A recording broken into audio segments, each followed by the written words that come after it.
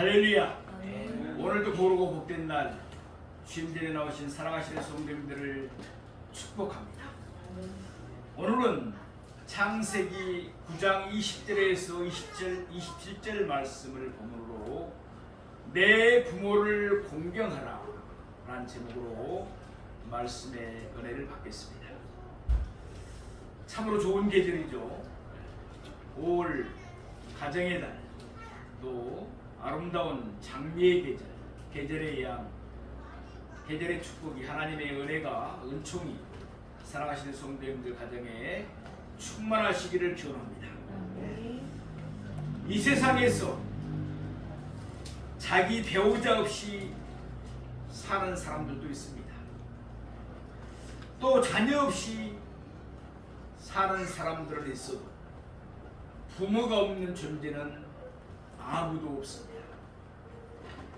부모 없이 태어난 사람이 누가 있겠습니까? 오늘 뜻깊은 어버이 주일을 다시금 맞이했습니다. 비록 부모님이 우리에게 좋은 것을 남겨주지 못했다 할지라도 우리를 이 세상에 태어나게 하셨다는 한 가지 사실만 생각하더라도 부모님의 은혜에 감사할 수 있는 우리 모두가 되기를 원합니다. 행여 우리의 마음속에 부모님에 대한 섭섭한 감정이나 원망스러운 생각이 있다면 하나님이 우리에게 은혜를 베풀어 주셔서 우리 마음을 어루만져 주셔서 다 떨쳐버리는 이 예배 시간이 되기를 소망합니다. 오래전에 어떤 보험회사에서 생명보험을 판촉하기 위해서 이러한 광고를 한 적이 있었습니다. 14시간을 기다렸어야 자식의 울음소리를 들을 수 있었습니다. 당신은 하나님을 믿지 않았지만 당신도 모두에게 기도를 올렸습니다. 37, 자식이 초등학교에 들어가 우등상을 탔습니다. 당신은 액자를 만들어 가장 잘 보이는 곳에 걸어두었습니다. 아직도 당신의 방에는 누렇게 바랜 액자가 걸려 있습니다. 43, 일요일 아침 모처럼 자식과 뒷산 약수터에 올라갔습니다. 이웃 사람들은 자식이 아버지를 닮았다며 인사를 건넸습니다. 당신은 괜히 기분이 좋아졌습니다. 48, 자식이 대학 시험을 보러 갔습니다. 당신은 평소와 다름없이 출근했지만 하루 종일 일이 손에 잡히지를 않았습니다. 53, 자식이 첫 월급을 타서 네일을 사왔습니다. 당신은 쓸데없이 돈을 쓴다고 나무랐지만 밤이 늦도록 그 네일을 입어보고 또 입어보았습니다. 61, 딸이 시집을 가는 날이었습니다. 딸은 도둑 같은 사위 얼굴을 쳐다보며 한박 웃음을 피웠습니다. 당신은 나이 들고서 처음으로 눈시울이 붉어졌습니다. 오직하나 자식 잘 되기만을 바라며 살아온 한평생. 하지만 이제는 희끗희끗한 머리로 남으신 당신. 우리는 당신을 아버지라 부릅니다. 곧 이어지는 어머니에 대한 강구는 또 이러했습니다. 21, 당신은 고개를 2개 넘어 얼굴도 본 적이 없는 김씨 댁의 큰아들에게 시집을 왔습니다. 26, 시집 온 지 5년 만에 자식을 낳았습니다. 당신은 그제야 시댁 어른들한테 며느리 대접을 받았습니다. 32, 자식이 밤늦게 급체를 앓았습니다. 당신은 자식을 얻고 읍내병원까지 밤길 20리를 달렸습니다. 40, 그의 겨울은 유난히 추웠습니다. 당신은 자식이 학교에서 돌아올 무렵이면 자식의 틀을 입고 동구 밖으로 나갔습니다. 그리고 자식에게 당신의 체온으로 되어진 애투를 입혀 주었습니다. 신두를 자식이 결혼할 여자라고 집으로 데리고 왔습니다. 당신은 분칠한 얼굴이 싫었지만 자식이 좋다니까 당신도 좋았습니다. 에순 한갑이라고 자식이 모처럼 돈을 보냈습니다. 당신은 그 돈으로 자식의 보약을 지었습니다. 에순 다섯 자식 내가 바쁘다며 명절에 고향에 못 내려온다고 했습니다. 당신은 동네 사람들에게 아들이 바빠서 아침 일찍 올라갔다며 당신 평생 처음으로 거짓말을 했습니다. 오직 하나 자식 잘 되기만을 바라며 살아온 한평생. 하지만 이제는 깊게 주름진 얼굴로 남으신 당신.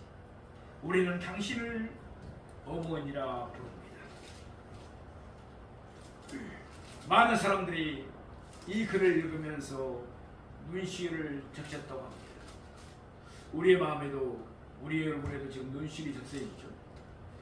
오늘날 우리 시대의 나이 드신 부모의 인내상을 잘 표현한 글이라고 생각되었기에 그렇게 눈시울이 적셔지는 것 같습니다.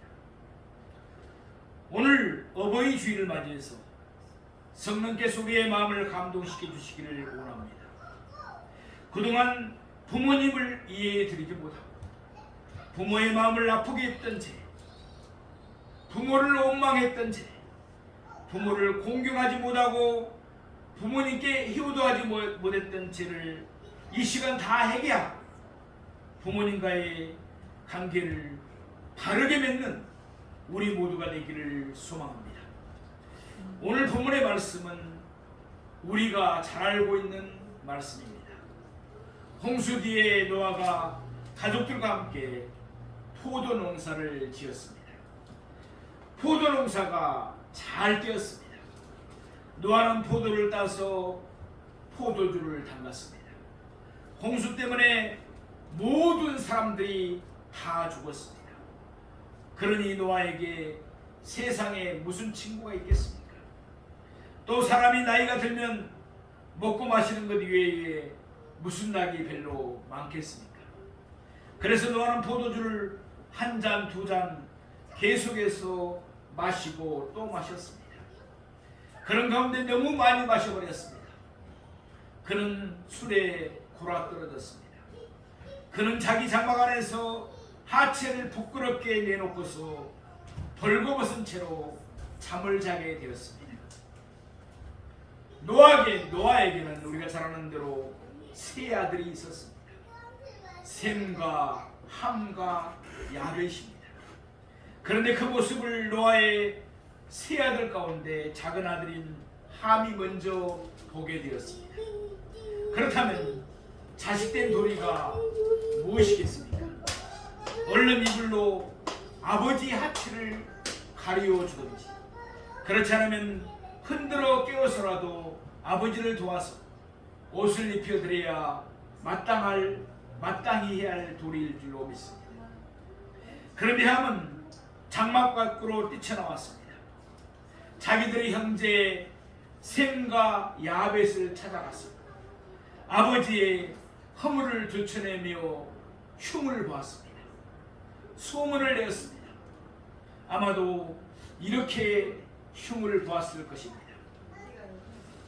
아버지가 노망하신 것 같아. 아버지가 요즘에 왜 저러시는지 모르겠어. 정말 주책이셔. 지금 술 마시고 취해서 벌거벗은 채로 부끄럽게 그 모습을 다 드러내고서 주무시고 계시고, 아마도 함은 다른 두 형제가 자기의 생각에 동조하기를 바라면서 그렇게 말했을 것입니다.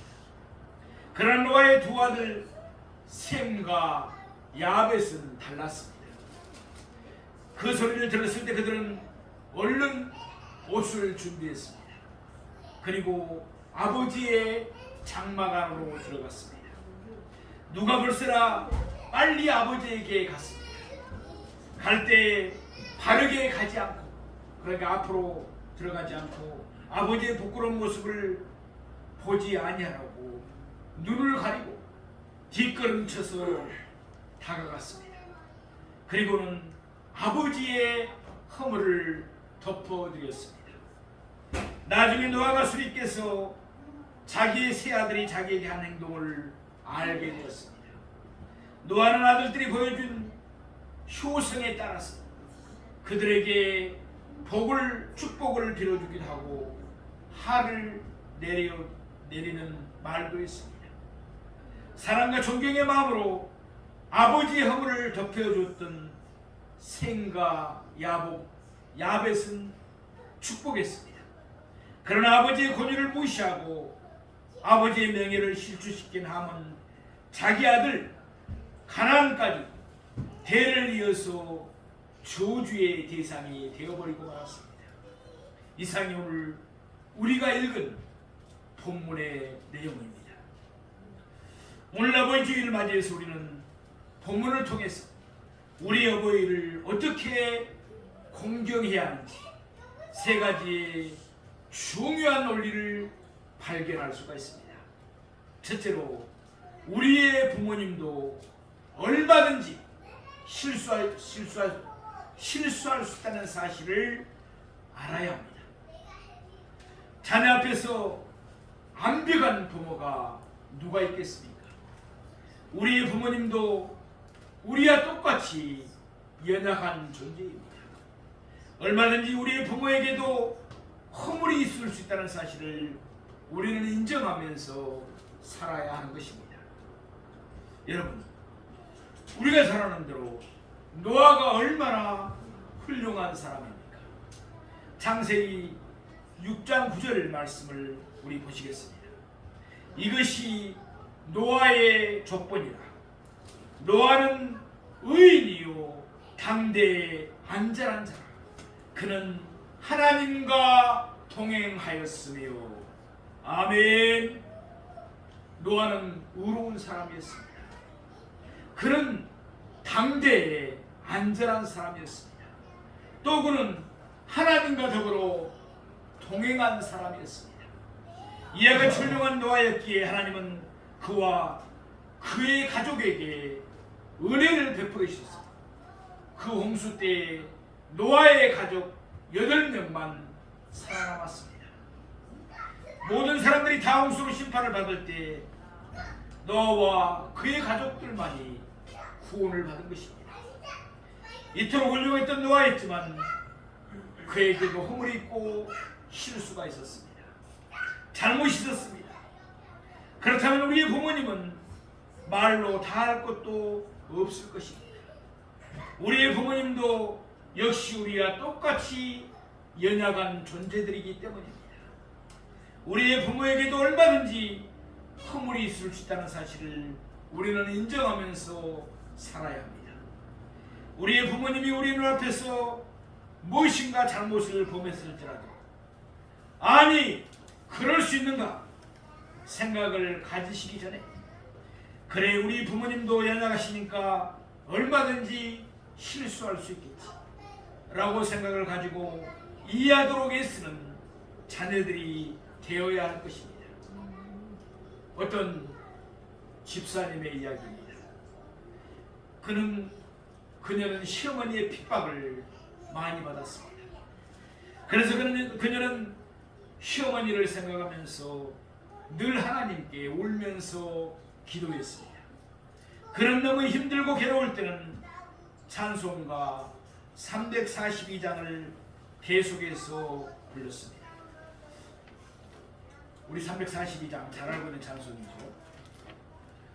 너 시험을 당해 죄짓지 말고 너 용기를 다해 곰 물리치라.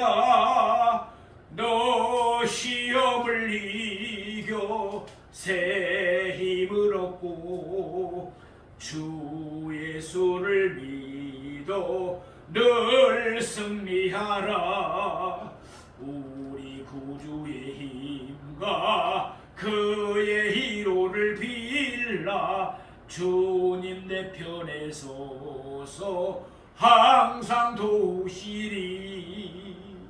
아멘. 우리가 참으로 좋아하는 잘 알고 있는 찬송입니다. 그녀는 이 찬송을 부르고 또 부르면서 많은 위로를 받았습니다. 하루는 그녀의 집에서 구역 예배가 열리게 되었습니다. 때마침 시어머님도 외출을 않고 집에 계셨습니다. 구역원들은 시어머니에게 인사를 드리면서 이렇게 권면했습니다. 어머님, 이제는 며느리님을 따라서 교회에 좀 나오시죠. 며느님이 어머님을 위해서 늘 눈물로 기도하고 있답니다. 그러다 뜻밖에도 시어머니는 역정을 내면서 구역원들에게 이렇게 말했습니다. 며느리가 나를 위해서 기도해요? 우리 며느리는 말도 마세요. 앙내숭이에요. 우리 며느리가 나를 욕하면서 무슨 노래를 부르는지 아세요? 구역원들은 깜짝 놀라서 물었습니다. 아니, 며느님이 무슨 노래를 부르는데요? 그러자 시어머니는 며느리가 부르는 노래를 흉내내면서 이렇게 말했습니다. 우리 며느리는 늘 이런 노래만 부른답니다. 너 시험일 당해 죄 짓지 말고 너 용기를 다해 곰 물리치라. 너 시험일 이겨 새 힘을 얻고 주 예수를 믿어 늘 승리하라. 시어머니는 교회에 한 번도 다녀본 적이 없습니다. 그러니까 찬송과 가사를 제대로 알 리가 없습니다. 또 시어머니의 마음속에 편견이 있으니까 며느리의 노랫소리가 곱게 들릴 리가 없습니다. 자기 나름대로 해석을 해서 그렇게 오해를 하고 있었던 것입니다.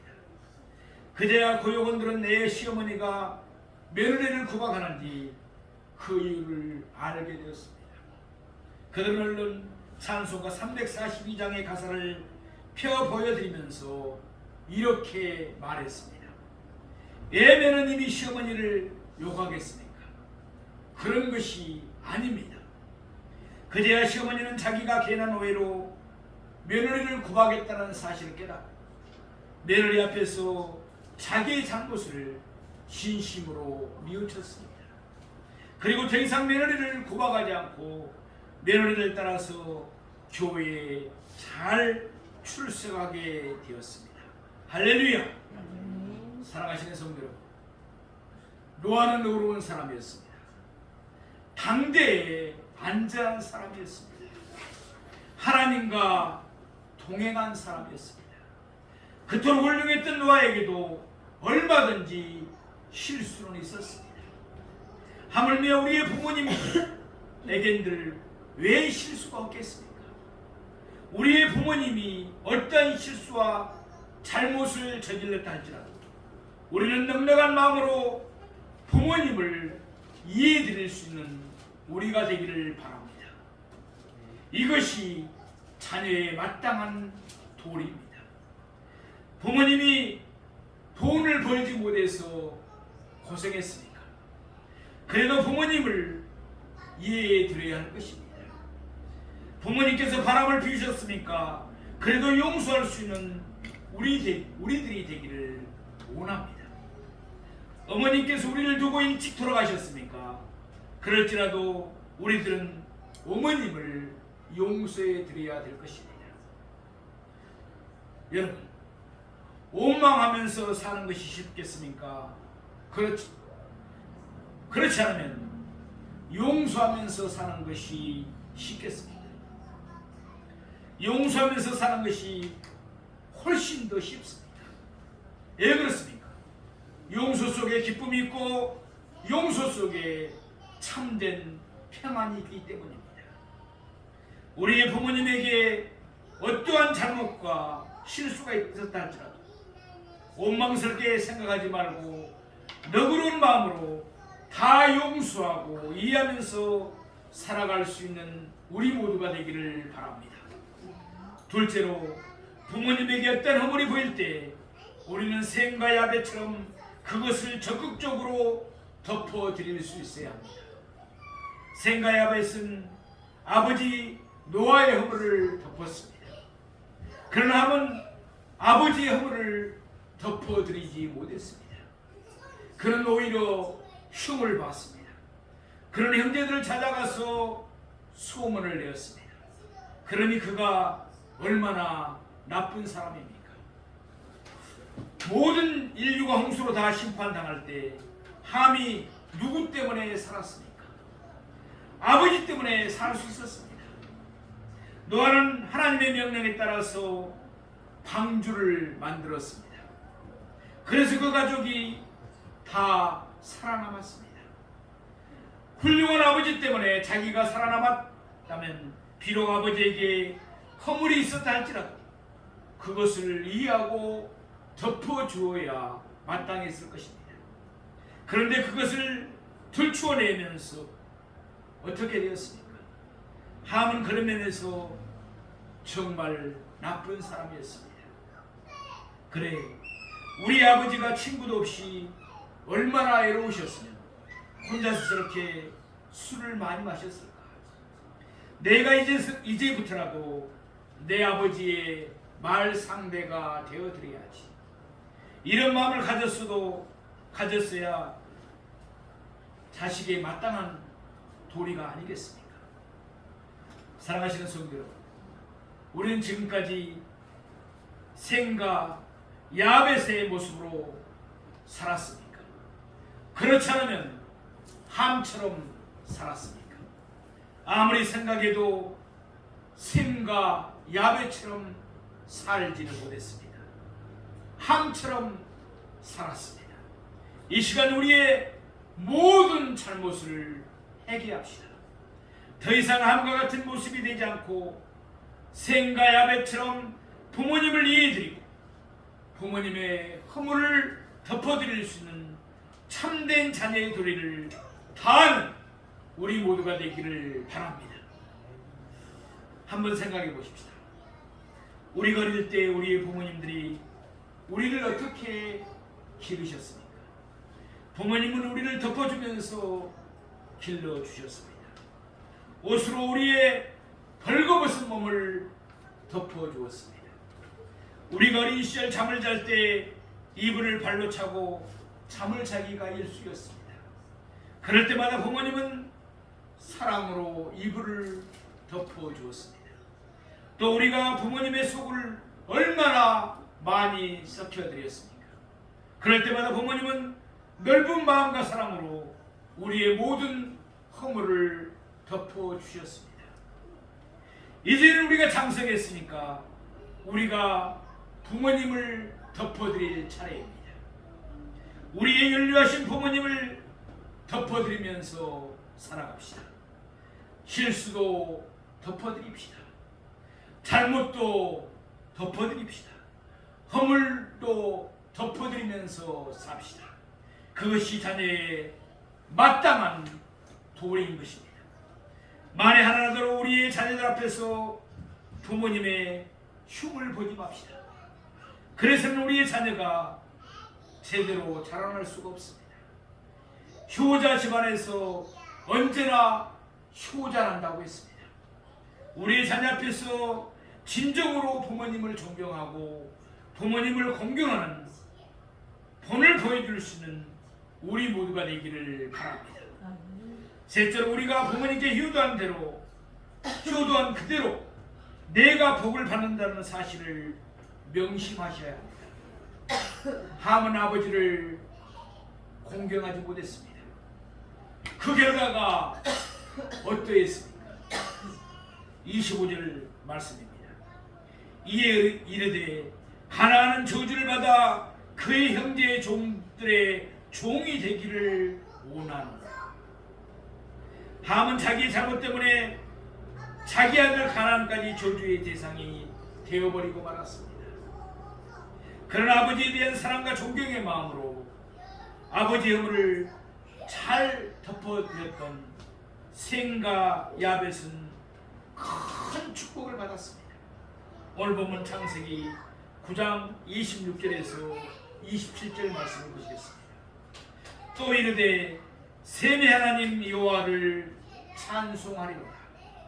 가나안은 셈의 종이 되고 하나님이 야벳을 창대하게 하사 셈의 장막에 거하게 하시고 가나안은 그의 종이 되게 하시기를 원하노라 하였더라. 셈과 야벳은 아버지를 잘 공경하는 결과 번영과 창대 축복을 대대에 누리게 되었습니다. 우리가 잘 알고 있는 에베소 6장 1절에서 3절 말씀입니다. 자녀들아 주 안에서 너희 부모에게 순종하라. 이것이 옳으니라. 내 아버지와 어머니를 공경하라.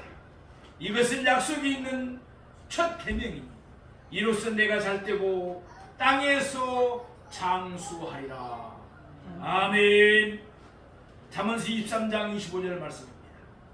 내 부모를 즐겁게 하며 너를 낳은 어미를 기쁘게 하라. 아멘. 미국의 어떤 작은 마을에 한 가부가 자녀 4명을 데리고 어렵게 살아가고 있었습니다. 낮에는 양계를 했습니다. 닭을 키웠다는 거죠. 밤에는 삭 바느질을 했습니다. 그러면서도 아버지 없는 어린 4남매를 훌륭하게 사랑으로 신앙으로 키웠습니다. 아들은 어머니의 그 은혜에 보답하는 심정으로 열심히 공부를 했습니다. 그래서 고등학교를 수석으로 졸업하게 되었습니다. 그런데 졸업식을 앞두고 어머니에게 고민이 생겼습니다. 아들의 졸업식을 가기는 해야겠는데 입고 나갈 마땅한 옷이 없었습니다. 누더기 옷을 입고 가서 자기가 조롱을 받는 것은 괜찮지만 아들이 영광스럽게 수석으로 졸업하는데 아들에게 누가 돌아갈 것이 걱정이 되었습니다. 고민하는 어머니는 아들에게 이렇게 말합니다. 아들아, 내가 너의 졸업식에 가기는 가야겠지만 갑자기 급한 일이 생기고 말았구나. 그래서 내가 가지 못하더라도 이해해 주기 바란다.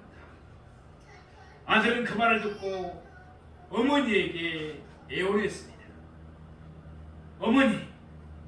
어머니가 계시지 않는 졸업식이 제게 무슨 의미가 있습니까?